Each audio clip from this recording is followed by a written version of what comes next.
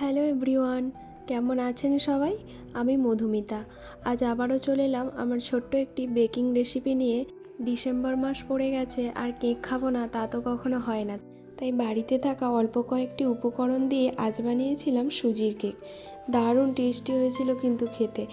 জানেন তো, কেক বানাতে গেলে যদি ঠিকঠাক পরিমাপগুলো নেওয়া যায় তাহলে কিন্তু কেক একদম সঠিক হবে। তো এই দেখুন, আমি প্রথমে একটা বোলের মধ্যে 2 কাপ সুজি নিয়ে নিলাম।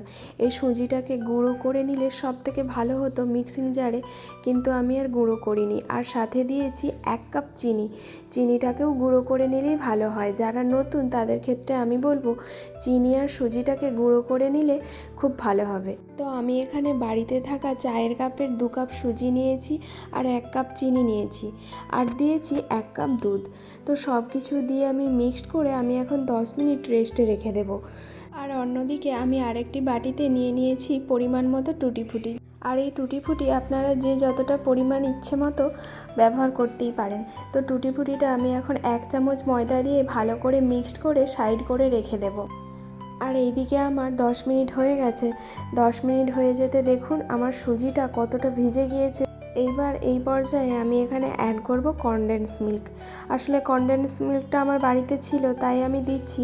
এখানে আমি 1/2 কাপ পরিমাণে কনডেন্স মিল্ক দিচ্ছি।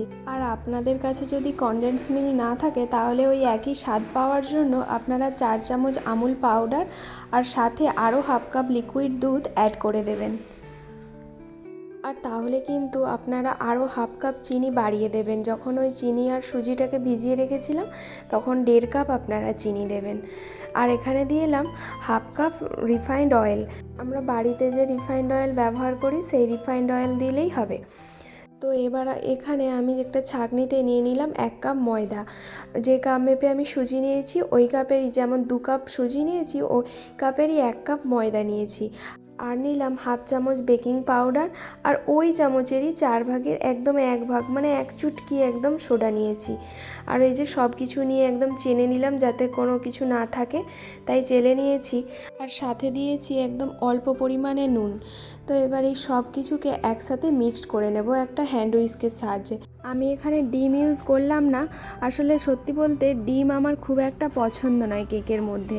ডিমের একটাই কাজ, ডিমটা দিলে কেকটা আরও বেশি ফুলে ওঠে, তাই সেই কারণেই ডিমটা দেয়, কিন্তু আমার খুব একটা ভালো লাগে না তাই দিলাম না। তো এই মিনিট 5 সময় ধরে আমি ব্যাটারটাকে স্মুথভাবে তৈরি করে নিয়েছি। তো সবশেষে এই ফার্মনের ভ্যানিলা এসেন্সটা আমি এখানে অ্যাড করে দেব। এটা আমি অ্যামাজন থেকে পারচেস করি। আমি এখানে 1 চামচ ভ্যানিলা এসেন্স নিয়েছি। এইবার আমি আবারও সব কিছুকে একইভাবে মিক্সড করে নেব।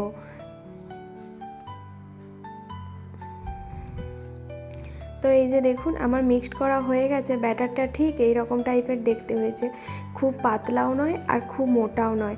আমি কিন্তু যে পরিমাপগুলো বলেছি একদম ওই পরিমাপগুলোই দিয়েছি, পরে আমি কোনো কিছু এক্সট্রা ইউজ করিনি। তো এবার ভালো করে মিক্সড করে নেওয়ার পরে আমি এখানে এই পর্যায়ে দিয়ে দিলাম টুটি ফুটি। টুটি ফুটিগুলো যেহেতু ময়দা মাখিয়ে রেখেছিলাম তাই কিছুটা ওই ছাঁকনির সাহায্যে চেলে নিয়েছি, এক্সট্রা ময়দাটা আমি ফেলে দিয়েছি। এবার আমি অর্ধেক টুটি ফুটি এর মধ্যে দিয়ে দিয়েছি আর কিছু টুটি ফুটি রেখে দিয়েছি উপরে ডেকোরেশন করার জন্য। তো কেকের ব্যাটার তো আমার রেডি হয়ে গেছে। এবার আমি এখানে একটা কেক টিন নিয়ে নিয়েছি, তার উপরে দিয়েছি 1 চামচ তেল। যাদের কাছে কেক টিন নেই তারা এটা প্রেসার কুকারেও বানাতে পারে, তো সেম প্রসেসে করলেই হবে। এইবার আমি একটা অয়েল ব্রাশের সাহায্যে চারিধারে অয়েলটা ব্রাশ করে নিচ্ছি।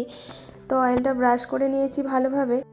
আমি এখানে কোনো কাগজ বা বাটার পেপার এসব কিচ্ছু ইউজ করব না, যেহেতু খুব সিম্পলভাবে আপনাদেরকে দেখাচ্ছি তাই কোনো কিছুই আমি ইউজ করিনি। ময়দাটা 4 সাইডে লাগানো হয়ে যাওয়ার পর আমি এক্সট্রা যে ময়দাটা এই যে আছে পড়ে, এটা কিন্তু আমি ফেলে দেব। এইবার এই স্মুথ ব্যাটারটি আমি কেক টিনের উপরে ঢেলে দেব।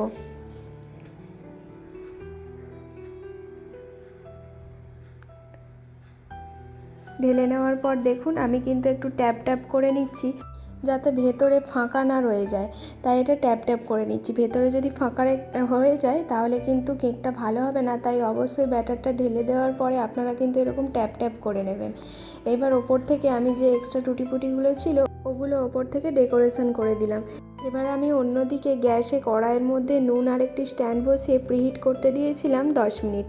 10 মিনিট প্রিহিট হয়ে যাওয়ার পরে আমি কেক টিনটাকে বসিয়ে দিলাম খুব সাবধানে, যেহেতু কড়াইটা গরম আছে তাই। আর এই যে ওপর থেকে ঢাকনা চাপা দিয়ে দিলাম।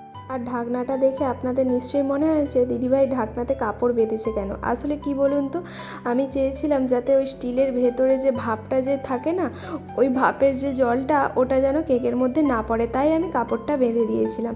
গ্যাসের ফ্লেমটা লোয়েতে রেখে আমি 30 মিনিটস বেক করে একটা টুথপিকের সাহায্যে দেখে নিচ্ছিলাম যে হয়েছে কি না। যখন দেখলাম যে না, মাঝে একটু লেগে লেগে যাচ্ছে, তাই আমি আরও 10 মিনিট বেক করে নিয়েছি। তারপর গ্যাসের ফ্লেমটাকে অফ করে দিয়ে আমি ঠান্ডা হওয়ার জন্য রেখে দিয়েছিলাম। কিছুক্ষণ ঠান্ডা হয়ে যাওয়ার পর আমি একটা নাইফের সাহায্যে কেক টিন থেকে এই কেকটাকে ছাড়িয়ে নিচ্ছি। খুব সাবধানে কিন্তু করতে হবে কাজটা। তো এইবার আমি একটা প্লেটের ওপরে রেখে উল্টে দিলাম। দেখুন কত সহজে কেকটা বেরিয়ে এলো। আর আমার কিন্তু একটুও কেকটা পুড়ে যায়নি, কিচ্ছু না। কত সুন্দর নরম হয়েছে। আপনারা এই যে দেখুন, যখন ছুরি দিয়ে কাটছিলাম দেখে আপনারা বুঝতেই পারছেন কতটা সফট হয়েছে।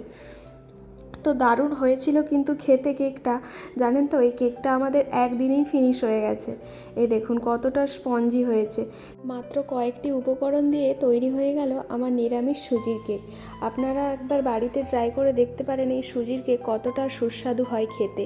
যারা প্রথমবার কেক বানাবেন ভাবছেন তারা এইভাবে একবার ট্রাই করুন। আমি বলবো ফার্স্টবারেই আপনারা একদম পাস করে যাবেন। তো চলুন, আমার এই কেকের ভিডিওটি আপনাদের কেমন লাগলো আমাকে কমেন্টে জানাবেন। যদি ভালো লাগে তাহলে অবশ্যই একটা লাইক করে দেবেন। সবাই ভালো থাকবেন, সুস্থ থাকবেন, সাবধানে থাকবেন। Tata, by.